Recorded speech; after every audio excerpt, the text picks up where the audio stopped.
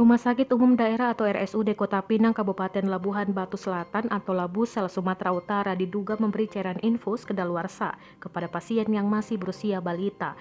Video yang merekam kejadian di rumah sakit milik Pemkab Labusel itu bahkan viral di media sosial. Kejadian itu diketahui terjadi pada Selasa 27 Juli lalu.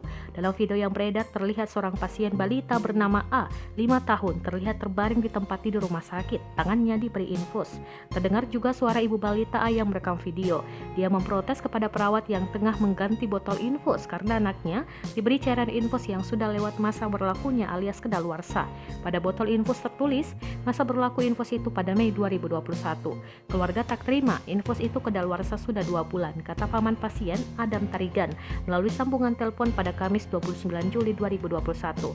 Tak terima dengan pelayanan rumah sakit yang dinilai merugikan dan membahayakan keselamatan anak itu, pihak keluarga melaporkan ke polisi. Kapolres Labuhan Batu AKBP Denny Setiawan saat dikonfirmasi membenarkan laporan itu. Dia menyebut saat ini pihaknya tengah menyelidiki kasus itu. Dia mengungkapkan sejumlah saksi juga telah dimintai keterangan oleh polisi. Namun Denny enggan membeberkan lebih jauh perkembangan penanganan kasus ini. Dia berdalih saat ini polisi masih melakukan penyelidikan.